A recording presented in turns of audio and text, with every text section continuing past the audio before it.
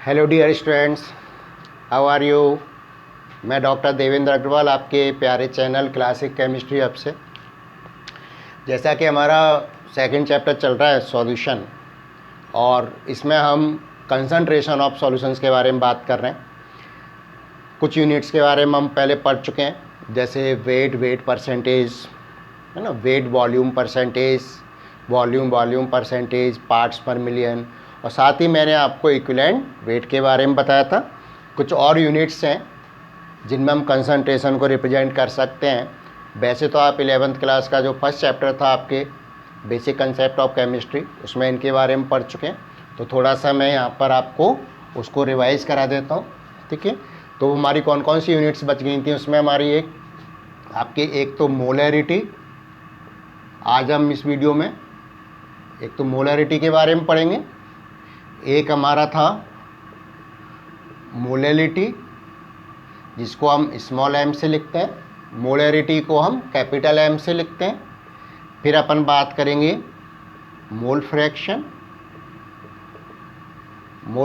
का, और फिर इसके बाद हमारा बात रहेगा नॉर्मेलिटी।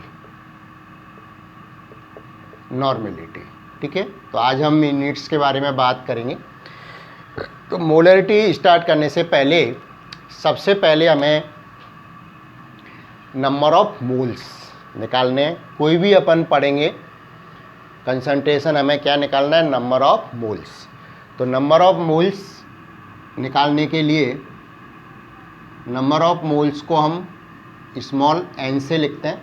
हमारे पास चाहे सॉल्यूट हो चाहे सॉल्वेंट हो, सभी के लिए अपन निकाल सकते हैं।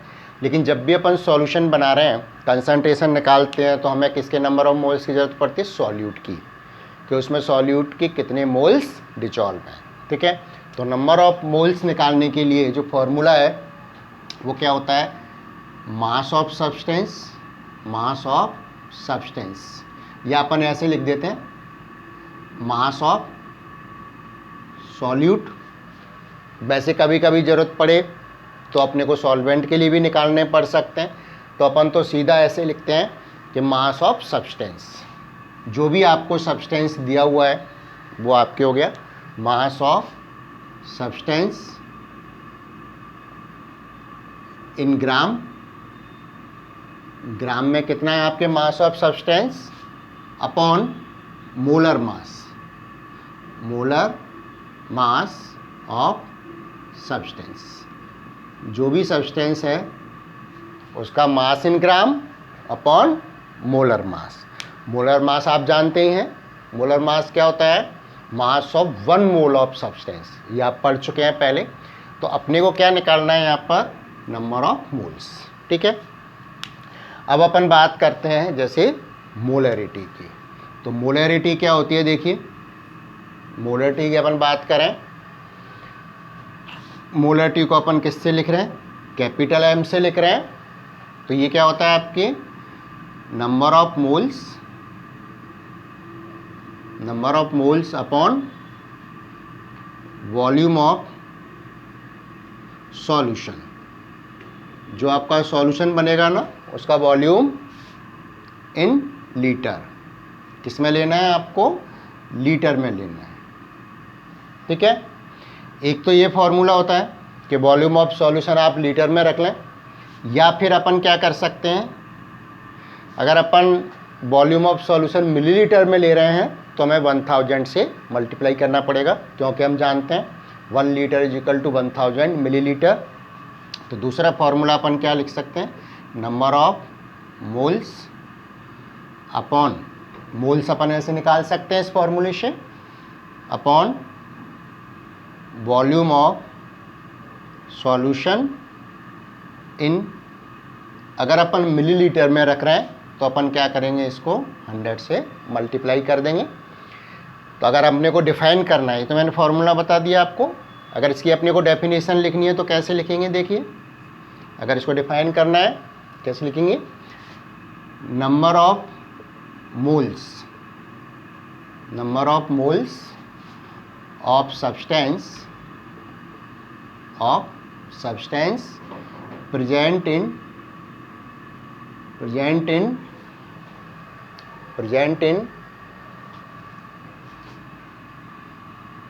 प्रेजेंट इन 1 लीटर सॉल्यूशन, पर लीटर निकालते हैं, प्रेजेंट इन पर लीटर सॉल्यूशन, पर लीटर सॉल्यूशन, यानी 1 लीटर सॉल्यूशन में किसी भी सब्सटेंस की जितने नंबर ऑफ मोल्स होते हैं वो उसकी क्या कहलाती है, मोलैरिटी कहलाती है। ठीक है, मैं चलिए एक एग्जाम्पल लेके साथ में आपको बता देता हूँ। यहाँ पर मान लीजिए हम कोई एग्जाम्पल लेते हैं, एक क्वेश्चन लिया हमने, क्या लिया, मैंने आपको कहा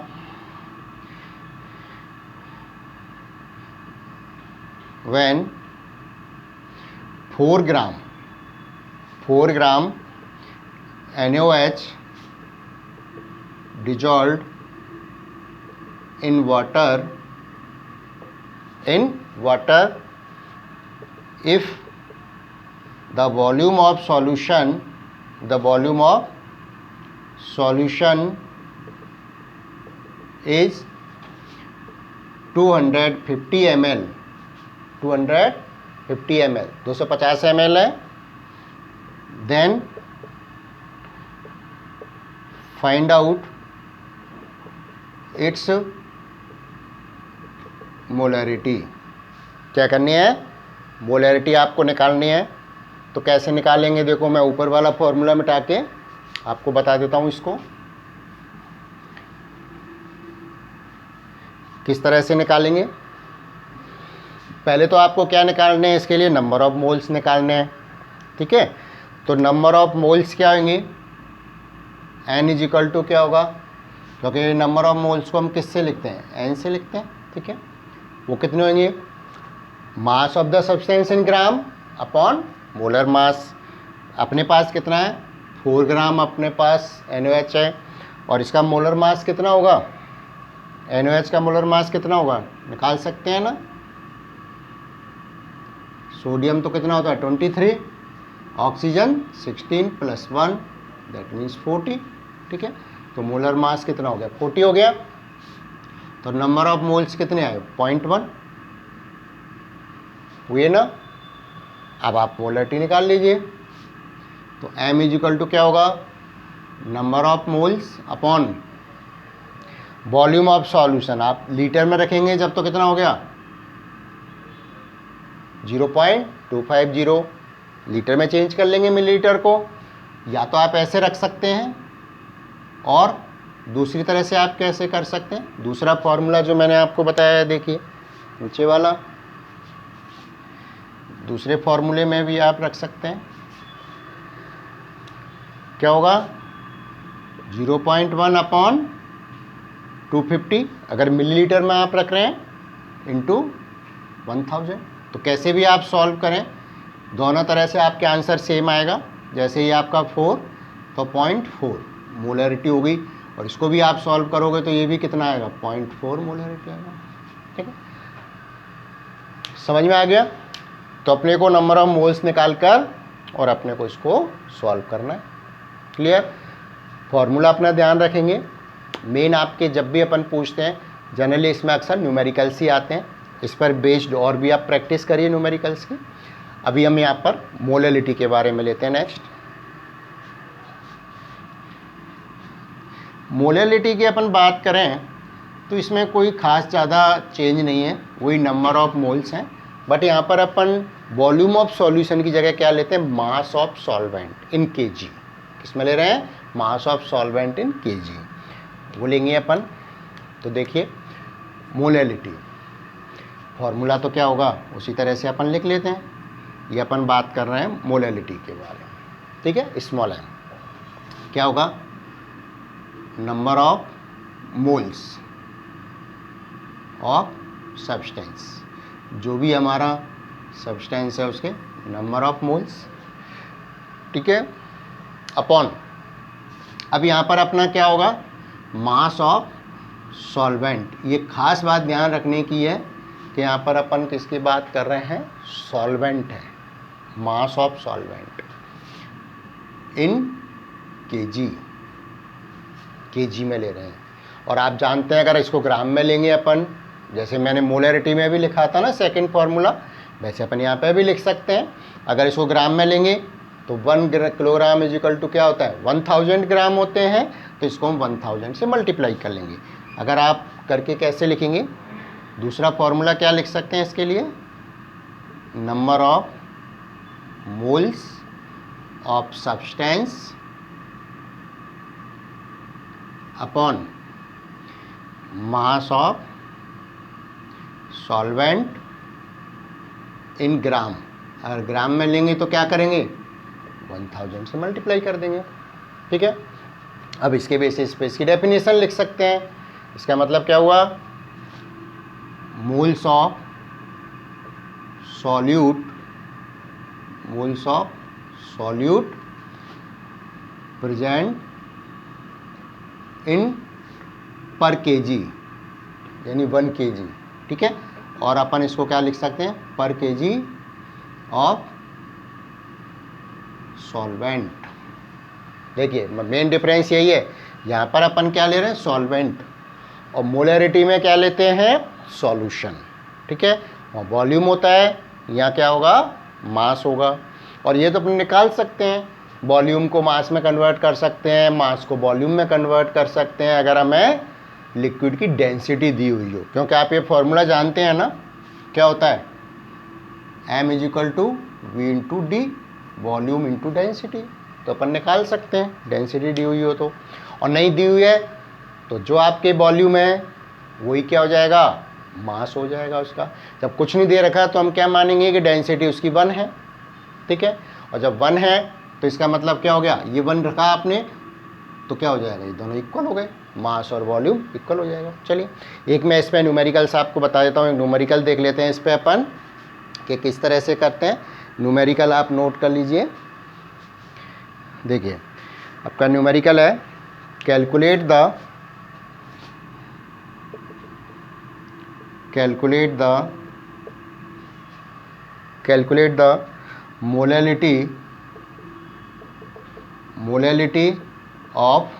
molality of 2.5 gram acetic acid, 2.5 gram acetic acid in, ऐसे कर लिए, डिजॉल्व्ड इन 75 ग्राम बेंजीन, यानी 75 ग्राम बेंजीन में उसको डिजॉल्व किया गया है। ठीक है, तो उसकी मोलैलिटी क्या होगी, तो देखिए वही सबसे पहले तो हमें नंबर ऑफ मोल्स निकालने पड़ेंगे, और उसके लिए हमें क्या चाहिए, ये आपको मास तो दे रखा है, एसिटिक एसिड का हमें मोलर मास निकालना पड़ेगा। तो देखिए एसिटिक एसिड का मोलर मास क्या होगा, कितना होगा, 2 तो कार्बन है यहाँ पर तो 24 हो गया, प्लस 4 हाइड्रोजन है तो 4 हो गया, और ऑक्सीजन कितने 2 तो 32 हो गया, 2 ऑक्सीजन का 32 हो गया ना। इसको आप शॉर्ट कर लीजिए, कितना आ गया 60। ठीक है, तो अपने क्या निकालेंगे, मोल्स किसके, एसिटिक एसिड के, कितने हो जाएंगे, 2.5 ग्राम तो अपना ये दे रखा है और 60 ये है अपना। ठीक है, इसको सॉल्व कर लीजिए, ये पॉइंट उठाया 0 आ गया, 1 पॉइंट लगाएंगे तो 1 0 आया, इस पर एक और 0 लगाया, एक और 0 आ गया। ठीक है, और इससे इसको डिवाइड करेंगे तो 4 से डिवाइड होगा पहले, फिर आपका कितना बच गया, 100 बच जाएगा। ठीक है, क्योंकि आपको 24,000 आ जाएगा, ये 100 बचा। फिर इसको आप आगे सॉल्व करेंगे तो ये अबाउट ये लगभग आपका 0.417, यानी ये तो आपके क्या हो गए, नंबर ऑफ मोल्स। क्लियर। अब अपने को क्या करना है, मोलैलिटी निकालनी है। तो देखिए मोलैलिटी क्या होगा, नंबर ऑफ मोल्स क्या हो गए 0.417, और मास of solvent in KG, solvent हमारा क्या है यहाँ पर, बेंजीन, इसका मास कितना दे रखा है 75 ग्राम। अपने को किस में कन्वर्ट करना है, केजी में कर लीजिए, या फिर आप क्या कर सकते हैं 75 इंटू 1000 कर लीजिए, ठीक है ना। या फिर आप इसको क्या कर सकते हैं यहाँ पर, और क्या कर सकते हैं, 0.0417 अपॉन 75, किस में चेंज कर दिया इसको हमने, किलोग्राम में चेंज कर दिया, क्योंकि आपका क्या होगा 75 ग्राम इजिकल टू कितने हो जाएंगे, 0.75 किलोग्राम के बराबर होगा, ये करेंगे, ठीक है। इसको जब अपन सॉल्व करेंगे तो इसका जो आंसर आएगा आपका 0.556 मोलैलिटी, इसकी मोलैलिटी कितनी आएगी 0.556। आप इसको सॉल्व करके देख लीजिए, ठीक है।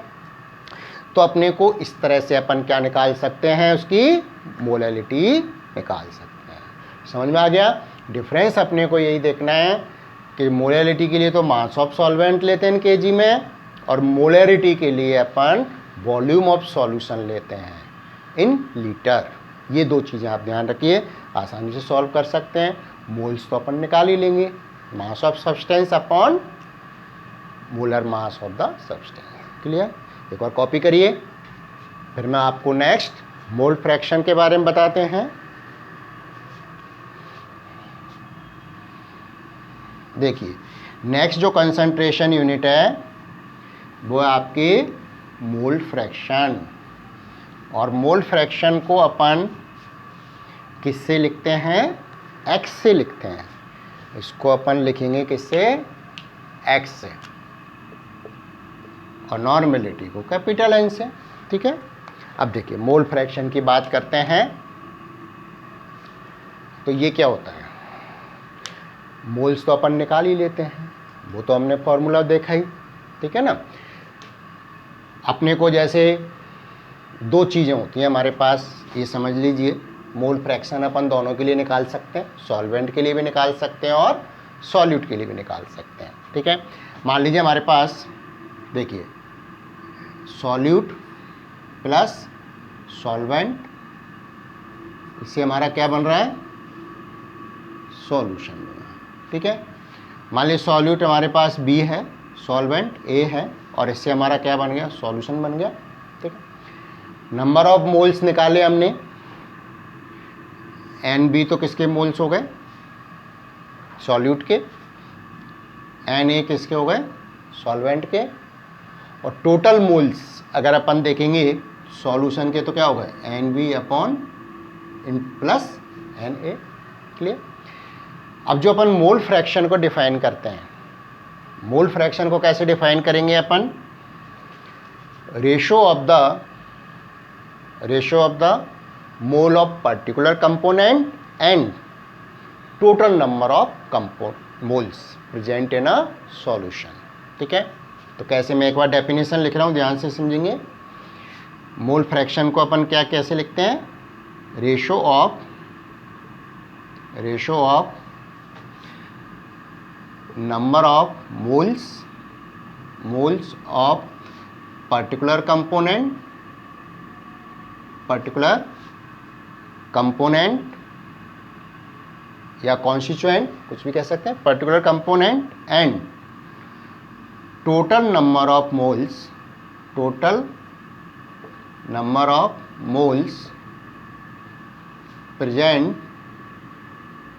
Present in a solution.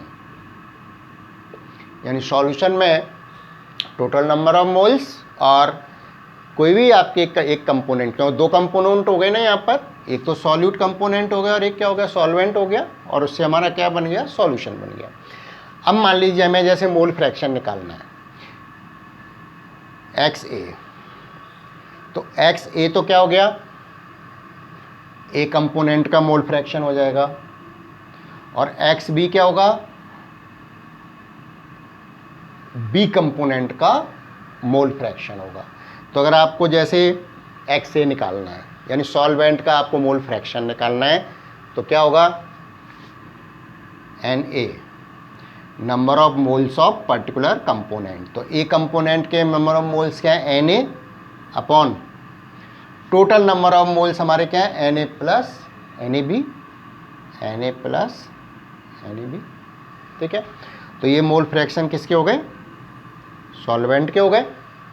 इसी तरह से अपन इसके निकाल सकते हैं, सॉल्यूट के लिए मोल फ्रैक्शन क्या होंगे, पर्टिकुलर कंपोनेंट हमारा क्या हो गया, सॉल्यूट बी, इसके नंबर ऑफ मोल्स हैं अपने निकाले, और टोटल नंबर ऑफ मोल्स क्या है, Na upon Na plus NaB, ठीक है।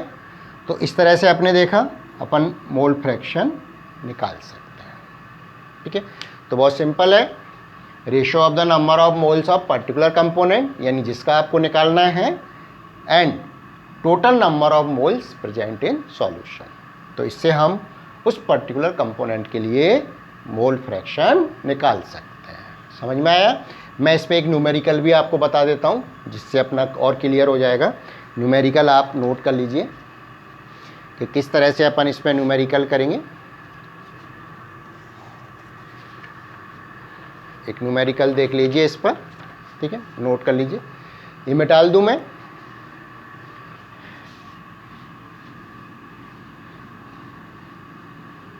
न्यूमेरिकल देखें, न्यूमेरिकल नोट कर लेंगे। Calculate the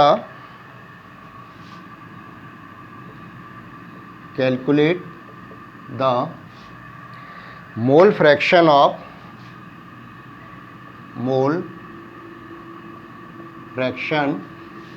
of ethylene glycol. Ethylene glycol का अगर आप फॉर्मूला देखेंगे तो क्या होता है, CHOH। Ethylene glycol in a solution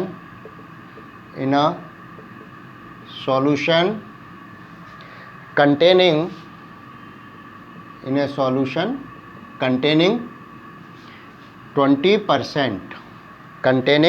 20% of ethylene glycol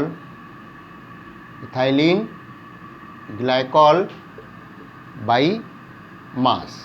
चलो इसको अपन समझते हैं कि किस तरह से इसको निकालेंगे, ठीक है। देखिए 20% है इथाइलिन ग्लाइकॉल का, अपन ने सॉल्यूशन बनाया और उसका मास बाई मास कितना है, 20% है, ठीक है। तो देखिए अपन कैसे करेंगे, 20% बाई मास,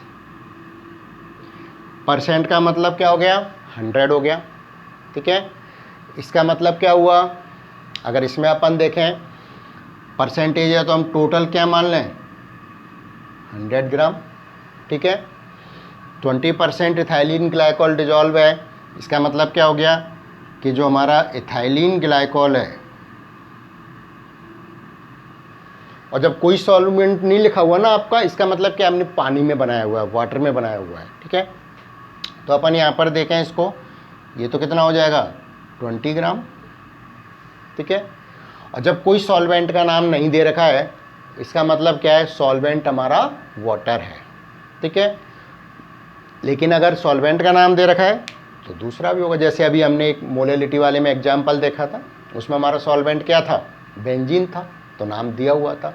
यहाँ कुछ नहीं दे रखा तो इसका मतलब क्या है, ये तो क्या हो गया, सॉल्यूट, और सॉल्वेंट क्या हो जाएगा, सॉल्वेंट हमारा क्या है, वाटर। अब ये कितना हो जाएगा, 20 ग्राम, तो ये 20% है, यानी 80 ग्राम, 80 ग्राम क्या हो गया हमारा, सॉल्वेंट हो गया। तो टोटल हमारा वेट क्या है सॉल्यूशन का, 100 है, ठीक है। तो 80 ग्राम ही हो गया। बस अब अपने को क्या करना है, नंबर ऑफ मोल्स निकालने हैं दोनों के। तो जैसे NB, हम इसको क्या मान लें, B पार्ट मान लें, जैसे अभी पहले माना है, और ये हमने A पार्ट मान लिया। तो NB क्या होगा, देखिए ये तो हमारा 20 ग्राम हो गया, अपॉन मोलर मास, हमें इसका क्या निकालना है, मोलर मास निकालना है। तो कैसे निकालेंगे, देखिए दो तो कार्बन है इसमें, तो कितना हो गया, 24 प्लस 6 हाइड्रोजन हो गए, 2 और 2 4 और 2 6, तो 6 हाइड्रोजन का हो गया, और 2 ऑक्सीजन हो गए, यानी 32। ऐड करिए, 4 और 6 10 और 2 12, का 2 आ गया, 1 4 हो गया ये, और 4 और 2 6, यानी 62 इसका क्या हो गया, मोलर मास हो गया। क्लियर। तो मोलर मास अपन देखें तो क्या हो गया यहाँ पर 62। अगर इसको हम सॉल्व करते हैं तो इसके आपके जो नंबर ऑफ मोल्स हैं ये आपके आएंगे 0.332 मोल। ये किसके मोल हो गए हमारे, NB हो गए, सॉल्यूट के हो गए। ठीक है। अब इसी तरह से हम किसके निकालेंगे, Na, सॉल्वेंट है हमारा, कितना दिया हुआ है हमारे पास 80 ग्राम अपॉन मोलर मास, पानी का मोलर मास कितना होगा 18, जानते हैं अपन। वाटर का मास कितना 18 ही है, 2 + 16। इसको अगर अपन सॉल्व करेंगे तो इसके जो नंबर ऑफ मोल्स हमारे वाटर के आएंगे 4.44 मोल हो गए। इसको कर लीजिए आप, 18 से डिवाइड कर लेंगे तो 18 4 जा 72, 8 बचा प्लस 4 आता जाएगा आगे। तो ये हमारे क्या हो गए नंबर ऑफ मोल्स। अब अपने को क्या निकालना है, mole fraction of the ethylene glycol, यानी हमारा फॉर्मूला क्या होगा, अपने को किसके निकालने हैं, XB निकालना है, मोल फ्रैक्शन निकालना है किसका, इथाइलिन ग्लाइकॉल का। तो फॉर्मूला क्या हुआ, NB/Na + NB। अब अपने पास देखिए NB कितना है 0.322 अपॉन Na हमारे पास कितना है 4.44 + 0.32। इसको सॉल्व कर लेंगे तो ये हमारे मोल फ्रैक्शन हो जाएंगे, और ये आपका जो आंसर आएगा 0.068। ये हमारा क्या हो गया, मोल फ्रैक्शन हो गया सॉल्यूट का। ठीक है। अगर सॉल्वेंट का मोल फ्रैक्शन निकालना है तो क्या करेंगे, ये आपके ऊपर आ जाएगा, बाकी का तो रहेगा, बस यहाँ पे क्या हो जाएगा number of moles of solvent आ जाएंगे, तो उससे हमारा सॉल्व निकाल लेंगे। तो इस तरह से कोई भी न्यूमेरिकल अपने को दिया हुआ है तो उसका हम मोल फ्रैक्शन निकाल सकते हैं। इसके लिए आप प्रैक्टिस करेंगे और क्वेश्चन करिए, आते जाएंगे, कोई दिक्कत नहीं आएगी। कोई भी दिक्कत आती है तो आप चैनल पर कमेंट बॉक्स में लिख दीजिए, मैं उसको क्या है सॉल्व करके भेज दूँगा। ठीक है। अब इसमें एक लास्ट यूनिट और बचती है, नॉर्मेलिटी। नॉर्मेलिटी की और बचती है एक यूनिट, वो चीज़ अपन और देख लेते हैं यहाँ पर। ठीक है। नॉर्मेलिटी एक्चुअली देखा जाए तो उसी तरह से जैसे अपन ने मोलरिटी निकाली थी, ये क्या होता है, इसमें अपन मोलर मास जो यूज करते हैं वो अपन क्या लेते हैं, ग्राम इक्विवेलेंट वेट लेते हैं। क्या लेंगे, gram equivalent weight. Molecular weight और एटॉमिक वेट की जगह अपन क्या यूज करते हैं, इसमें ग्राम मॉलिक्यूलर वेट अपन यूज करेंगे। ठीक है। तो नॉर्मेलिटी का जो फॉर्मूला है वो आपके क्या होगा, gram equivalent weight of substance upon volume of solution in litre. तो फॉर्मूला अपना क्या होगा, gram equivalent mass of substance, जो भी सब्सटेंस है हमारा, gram equivalent mass of substance upon volume of solution in litre. किस में लेंगे, लीटर। यहाँ पर भी वही है, अगर मिलीलीटर में लेंगे तो 1000 से मल्टीप्लाई कर देंगे। ठीक है। अब अपन ग्राम इक्विवेलेंट ऑफ सब्सटेंस कैसे निकालेंगे ना, तो वो कैसे निकालेंगे, given mass of the substance in gram upon equivalent weight. Equivalent weight निकालना मैंने आपको बताया था लास्ट वीडियो में, तो अपन कैसे निकालेंगे, देखिए gram equivalent mass of substance, ये कैसे निकालेंगे, mass of substance in gram upon equivalent mass equivalent mass of substance, यानी जो भी पदार्थ हमने लिया है उसका इक्विवेलेंट मास। और इक्विवेलेंट मास निकालना मैंने आपको बताया था पहले, आपको ध्यान होगा, ठीक है। उस तरह से अपन इसका इक्विवेलेंट मास निकाल सकते हैं। क्लियर। अब मैं इस पर आपको पहले डेफिनेशन लिख लूँ, इसी से हो जाएगा आपका। क्या डेफिनेशन लिखेंगे?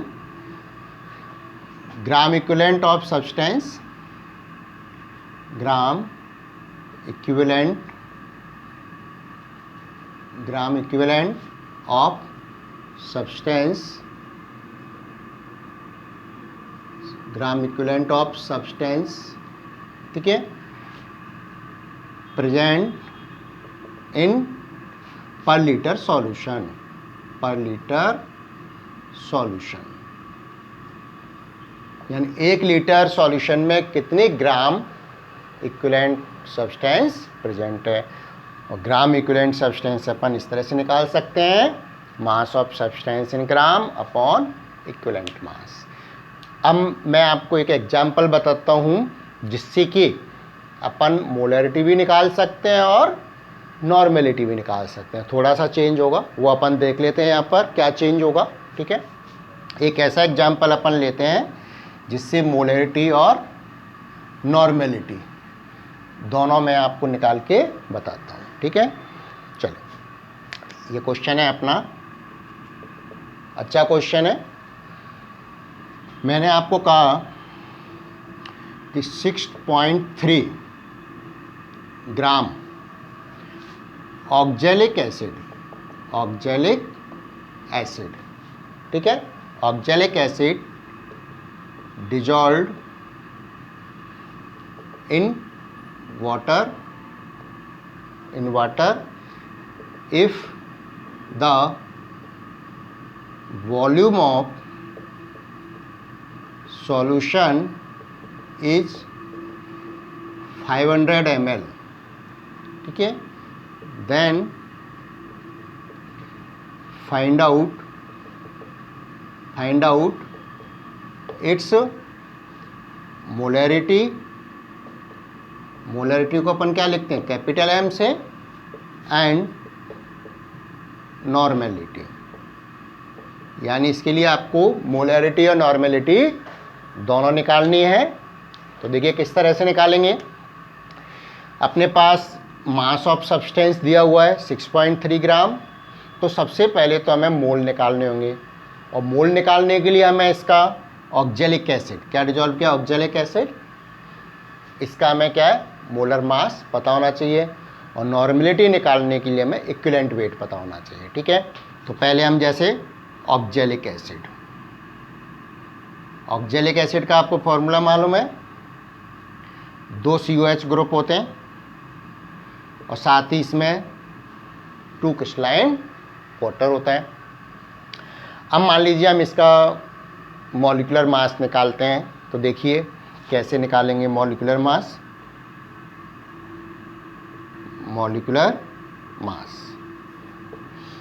कितने कार्बन है इसमें, 2 तो कार्बन हो गए आपके, तो 24 हो गया, ठीक है।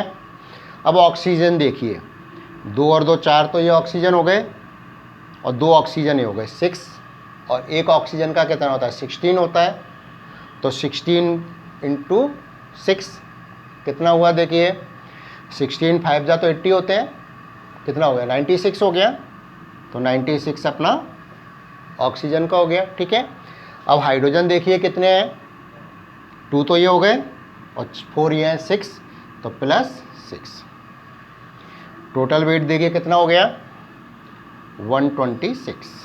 तो 126 तो क्या हो गया, मोलर मास हो गया, ठीक है, मॉलिक्यूलर मास हो गया। अब मान लीजिए हम इसका इक्विवेलेंट वेट निकालते हैं, क्योंकि हमें नॉर्मेलिटी के लिए क्या चाहिए होगा, इक्विवेलेंट वेट चाहिए होगा।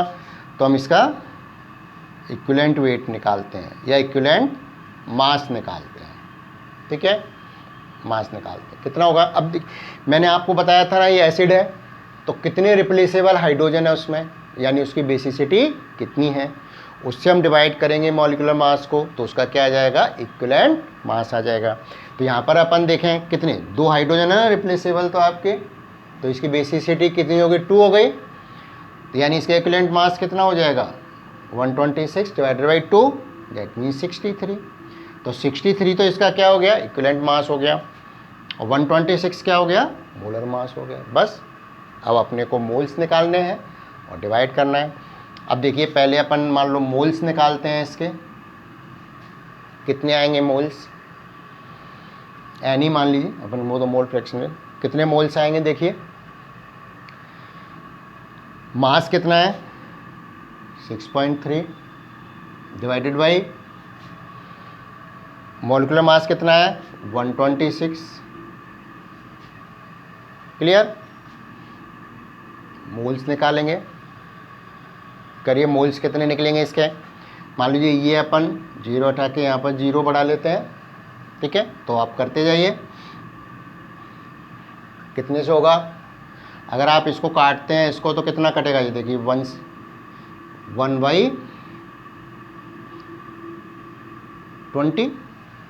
तो कटेगा, तो 63 से 126 तो 2 बार कट गया और ये 0। और इसको आप सॉल्व करोगे तो कितना आ गया, देखिए मैं नीचे कर देता हूँ, कितना आया 0 पॉइंट के बाद एक 0 आ गया, फिर 0 आपके 0.5। तो नंबर ऑफ मोल्स कितने हो गए 0.05 मोल्स आ गए आपके। क्लियर, अब इससे आप क्या निकाल सकते हैं, मोलरिटी निकाल सकते हैं। मोलरिटी क्या हो गई, number of moles upon volume of solution in litre. जैसे हमारा सॉल्यूशन का वॉल्यूम कितना है 500 ml है, अगर इसको अपन लीटर में रखेंगे तो क्या हो गया 0.5 हो गया कि नहीं, ठीक है। इसको सॉल्व कर लीजिए आप, कितना होगा। अपन ऐसे अगर अपन करें, जैसे यहाँ तो 3 के बाद पॉइंट आ रहा है, यहाँ 2 के आ रहा है, तो अपन इसको करेंगे तो एक पॉइंट हट सकता है ना। तो कितना हो गया 50/500 हो गया। और इसको सॉल्व करेंगे तो अपन कितना है 1/10, यानी आपका कितना हो गया 0.1 मोलरिटी, यानी मोलरिटी इसकी कितनी हो गई 0.1, ये आपके हो गया मोलरिटी।